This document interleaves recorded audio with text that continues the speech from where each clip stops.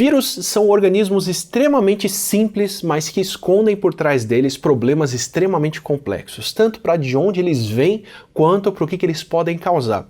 Para você ter uma noção, um dos vírus, que provavelmente é o vírus mais letal para humanos que já existiu na Terra, em termos de quantas pessoas ele matou, que é o vírus da varíola, deve ter matado nos últimos 100 anos que ele circulou, antes das vacinas eliminarem ele do mundo, por volta de 500 milhões de pessoas. Isso mesmo que você ouviu. Em 100 anos, ou nos últimos 100 anos que a varíola circulou, ela deve ter matado por volta de 500 milhões de pessoas. É disso que as vacinas nos protegem e é um estrago desse tamanho que um vírus pode fazer quando circula sem controle.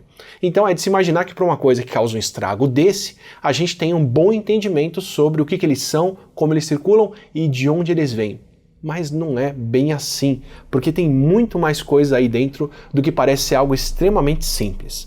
Para chegar no que é o princípio de um vírus, o vírus é uma coisa tão simples que não é nem classificada como um ser vivo. Eu pessoalmente acho que são, porque eles evoluem, mas o consenso científico é de que vírus não são vivos, porque eles não são capazes de se multiplicar e se manter por conta própria. Os vírus são tão simples que eles têm mais ou menos um material genético, que pode ser de vários tipos, e um embrulho para esse material genético, que é o que a gente chama de capsídio, que é uma capinha de proteína que leva esse material genético para lá e para cá. Alguns vírus podem ter mais coisas aí, como um envelope, uma outra capinha de gordura por fora dessa capa de proteína, que é o que eles usam para entrar nas nossas células. Daí o lavar as mãos para eliminar vários vírus, porque tira essa capinha de gordura deles.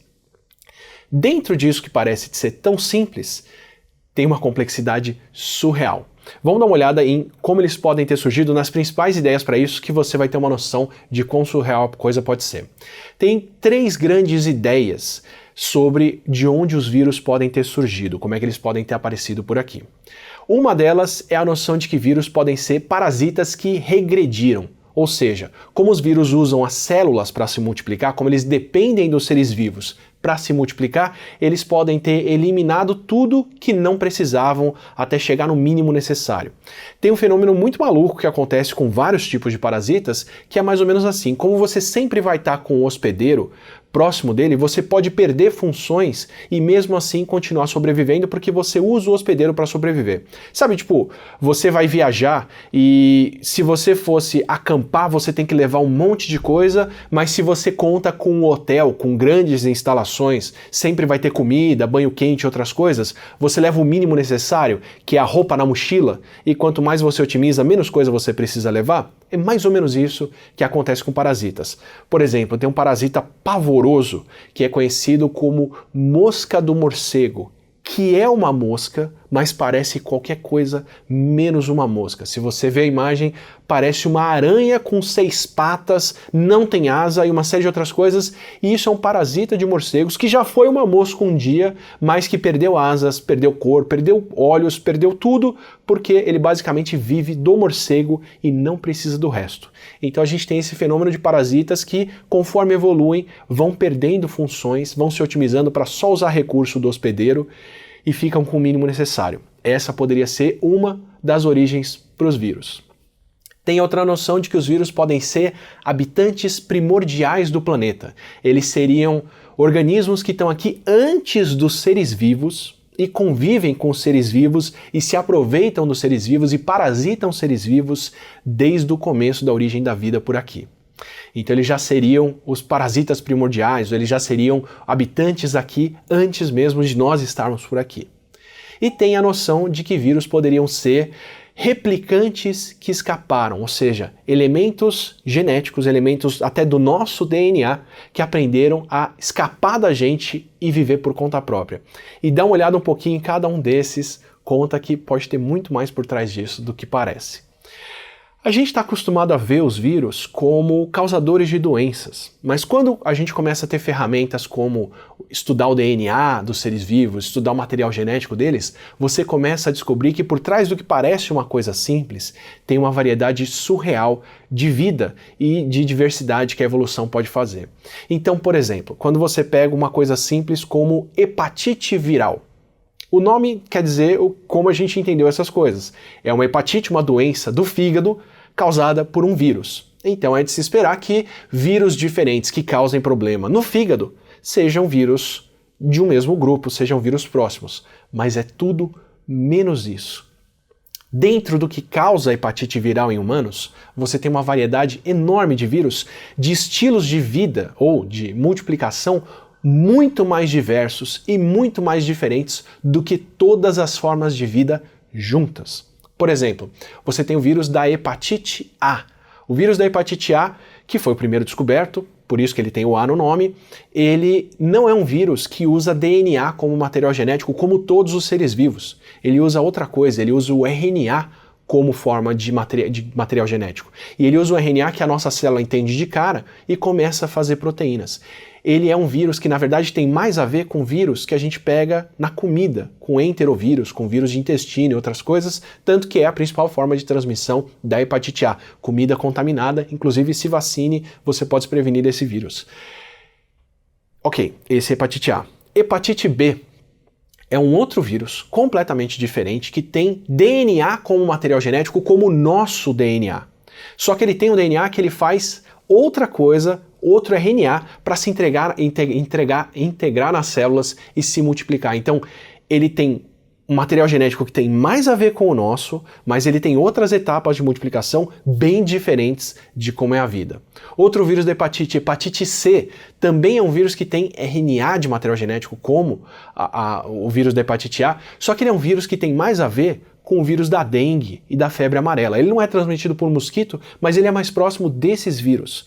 Hepatite D é um outro tipo de vírus que tem um outro tipo de RNA como material genético e que nem é um vírus completo, na verdade. Ele é um parasita do vírus da hepatite B. Você só tem transmissão do vírus da hepatite D junto com a hepatite B. Ele vai dentro do vírus da hepatite B.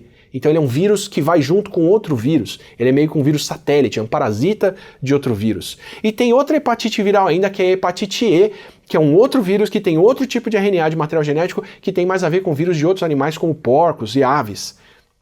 Só para você ver a variedade que você tem num órgão nosso, que é o fígado.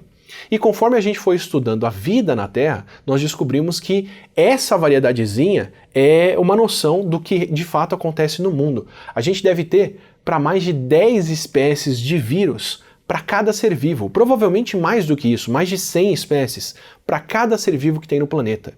E em números, isso chega numa coisa na escala de mais ou menos 10 partículas de vírus para cada célula de ser vivo no planeta. Não é para cada ser vivo no planeta, é para cada célula de ser vivo por aqui. É uma variedade imensa. E conforme a gente for estudando essa variedade, parece que um pouco de cada teoria dessas está certa. Porque, na verdade, ao contrário da vida, quando a gente comparou o DNA, que tem uma origem única, então todos os seres vivos, todas as bactérias, todas as arqueias, que são parecidas com bactérias, as plantas, as algas, os fungos, os animais, as amebas, todos os organismos que têm células no planeta, eles têm uma origem única. A gente consegue, reconstruindo pelo nosso material genético, descobrir que somos todos descendentes de um único organismo na origem da vida aqui na Terra. Ao contrário da gente, do domínio dos seres vivos que tem toda essa mistura com uma origem só, os vírus têm pelo menos 5 ou 6, se não mais, origens diferentes. Na verdade, tem tanta variedade de material genético, de cápsulas de proteína que os vírus podem fazer, que eles têm muito mais variedade do que a vida inteira combinada de uma vez só. É como se todas as formas de vida falassem uma língua muito próxima, tipo português, espanhol e algo assim que você consegue ver as palavras juntas umas das outras. Enquanto quando você olha para os vírus, um fala tupi, outro fala hebraico, outro fala sânscrito, outro fala línguas europeias e por aí vai. É uma variedade muito maior. E dentro dessa variedade muito maior, um pouquinho de cada uma dessas ideias parece fazer sentido. Por exemplo, parasitas que regridem. Tem vírus gigantes, como os vírus que a gente descobriu aqui no Brasil, que parecem ter coisas que lembram as células. Então, talvez eles tenham sido células um dia que perderam funções e se especializaram em parasitar outras células.